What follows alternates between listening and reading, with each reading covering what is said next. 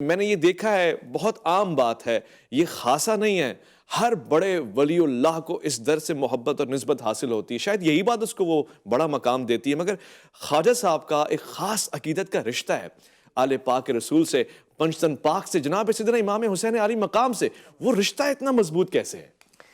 اصل میں یہ بڑی خاص بات ہے۔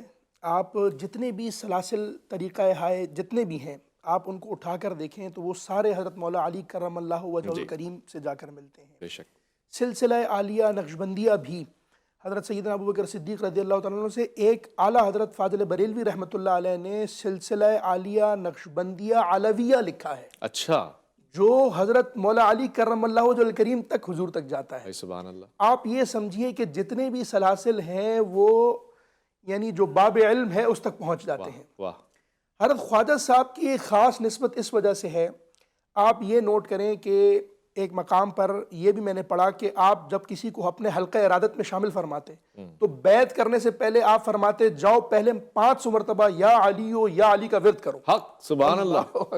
پھر اس کے بعد آپ فرماتے کہ جو تسبیحات نماز کے بعد ہوتی ہیں اس میں آپ 10 مرتبہ یہ تسبیح بھی عنایت فرماتے کہ یا علی ہو یا علی، یا علی ہو یا علی۔ یہ خواجہ صاحب اپنے بیعت کرنے والے کو فرمایا، بیعت کرنے والے کو یہ ذکر عنایت فرمایا کرتے اللہ تھے۔ اکبر۔ اس کی بنیادی وجہ اب شاہ است حسین، بادشاہ است حسین، یعنی آپ جو سلسلہ دیکھیں گے وہ سلسلہ جا کر جڑتا اس وجہ سے ہے کہ اگر وہاں سے فیض نہ رواں ہو، ایک بنیادی چیز اور بھی ہے۔ جی، ایک تو آپ اولاد بھی ہیں، سادات ہیں، بالکل ظاہر سی بات ہے، سادات ہیں۔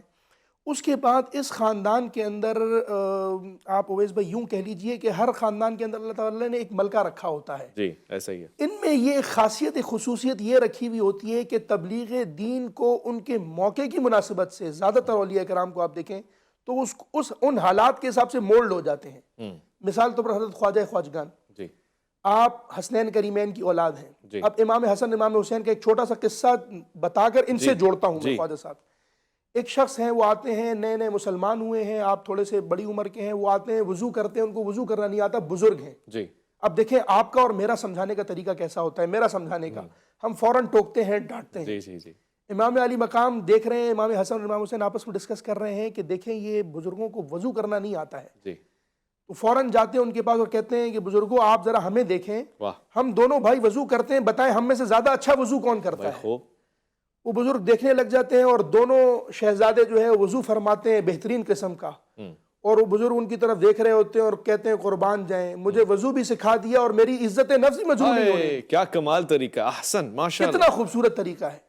خواجہ صاحب نے جب یہ دیکھا کہ یار یہ یہاں بھجن گاتے ہیں، ان کے گیت اور مرثی یہ ساری چیزیں ان کے یہاں ہوتی ہیں، جی، جی، پہلی مرتبہ سما کا آغاز جو آپ نے کیا وہ یہ نہیں دیکھا کہ یار پہلی ہی باری میں ان کی داڑھی پوری کر دوں میں، او ہو، پہلی ہی باری میں ان کا جبہ پہنا دوں، قبہ پہنا دوں، ان کو دستار پہنا دوں، نہیں، واہ، ان کو پہلے اپنے قریب کرنا۔ واہ، واہ، واہ، یہ پسند کرتے ہو، آؤ یہ لو، یہ سنو۔ بھائی واہ، آپ نے اپنا وہی عارفانہ کلام، وہی قرآن کریم کا جو اخذ ہے، ہاں، وہی قرآن کریم کی جو ماخذ سے جو چیزیں ہیں، جو صوفیاء کرام کا جو دین ہے اور درس ہے، جی، اب یہ دیکھیں کہ امام علی مقام امام حسن اور امام حسین کی جو لڑی سے وہ آ رہا ہے خون میں، جی، تو تبلیغ دین کا یعنی آپ یہ سمجھیں ابلاغ کا طریقہ جو ہے بھائی واہ، کتنا احسن ابلاغ کا طریقہ ہے کہ پیغام تو پہنچانا ہے، کسی کی عزت نفس مجروح نہیں کرنی ہے۔ آپ آ رہے ہو سنو تو صحیح۔ صحیح، آج ہمارے یہاں کیا کہا جاتا ہے کہ ملنا چھوڑ دو، جی، سلام دعا نہ کرو، جی، ان کے ہاتھ نہ، ارے قطع تعلق کر لو، قطع تعلق کر دو۔ اگر آپ قطع تعلق کر دیں گے، ملیں گے نہیں، جلیں گے نہیں، تو آپ اپنا پیغام کیسے پہنچائیں گے؟ ایسا ہی ہے، یعنی انا ساگر کے اجمیر کے سب سے بڑے پنڈت کے ساتھ آپ نے مناظرہ کیا، آپ جب تبلیغ دین کے لیے ہوئے تو لوگ آتے، لیکن پہلے متاثر ہوئے آپ کے اخلاق سے۔ اب آپ نے یہ سوال پوچھا تھا کہ غریب نواز کیوں کہتے ہیں، جی، آپ نے کوئی تفریق نہیں رکھی کہ آپ کھانا کھلا رہے ہیں تو کس کو کھلا رہے ہیں، اچھا، آپ نے مسلمانوں کو بھی کھلایا، کوئی غریب ہندو ہے اس کو بھی کھلایا، واہ، بھوکا مر رہا ہے اس کو، بلا تفریق دین و مذہب آپ نے یہ کام کیا۔